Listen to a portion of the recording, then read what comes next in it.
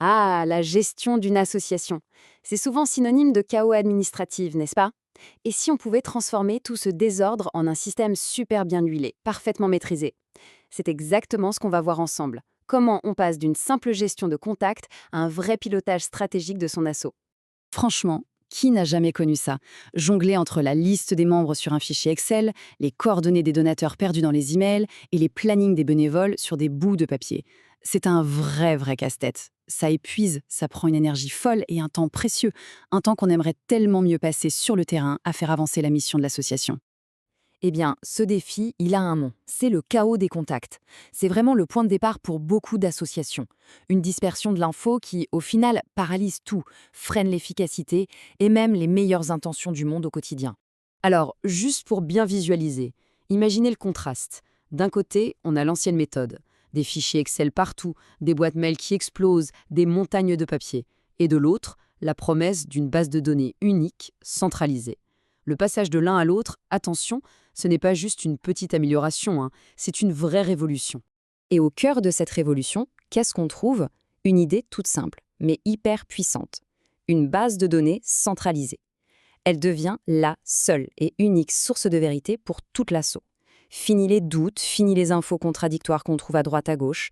Ce qui est vraiment génial avec ça, c'est la flexibilité.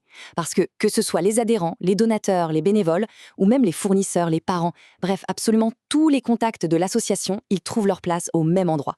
C'est la fin des silos, ces infos stockées chacune dans leur coin. Là, tout est rassemblé. Et pour remplir cette base, pas de panique, tout a été pensé pour que ce soit super simple et rapide. On peut ajouter des contacts un par un, manuellement. On peut laisser les gens s'inscrire eux-mêmes via un formulaire en ligne, super pratique. Ou alors on peut même importer un fichier qu'on a déjà, et hop, en quelques clics, c'est réglé. Ok, donc stocker les infos, c'est la première étape. C'est bien. Mais la vraie magie, elle arrive maintenant. C'est de pouvoir organiser tout ça avec une précision quasi chirurgicale. Voyons un peu comment on peut rendre ces données vraiment intelligentes, vraiment utiles. Pour faire ça, la plateforme met à disposition 4 outils clés. Il faut les voir un peu comme des super filtres. Des filtres qui vont permettre de découper, de segmenter la base de contact avec une précision redoutable. Ces 4 outils, ce sont le type, la catégorie, le statut et le tag. Allez, on commence par le type. C'est le premier niveau de classement, le plus simple, c'est le rôle principal de la personne. Est-ce que c'est un adhérent, un donateur? C'est une info de base, mais elle est fondamentale, parce que c'est ça qui va déterminer à qui on envoie quoi et quelles sont les actions prioritaires. Ensuite, on a la catégorie. Ça permet d'affiner, d'aller plus dans le détail.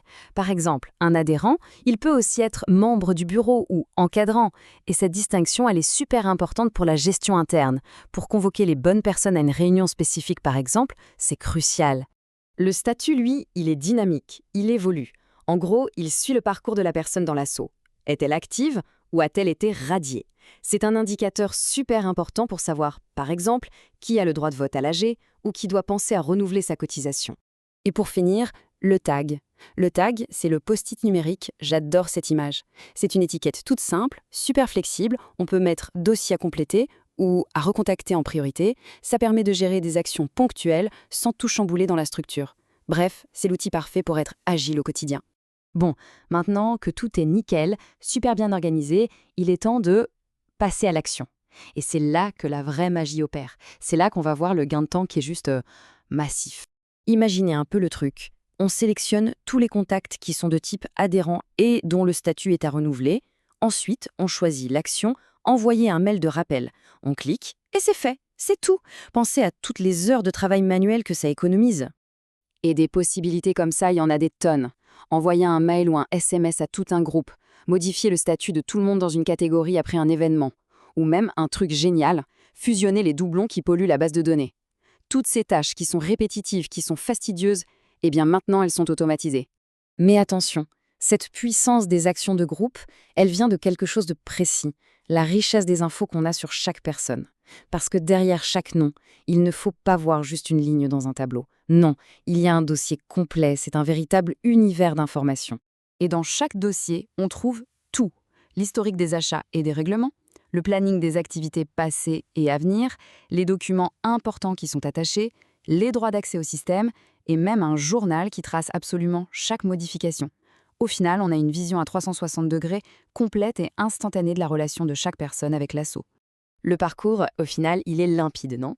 On part d'un véritable chaos administratif, d'une info éparpillée partout, qui génère des erreurs et de la frustration, pour arriver à une maîtrise totale. Chaque donnée est à sa place, bien organisée, et surtout, elle est prête à être utilisée pour faire vraiment avancer la mission.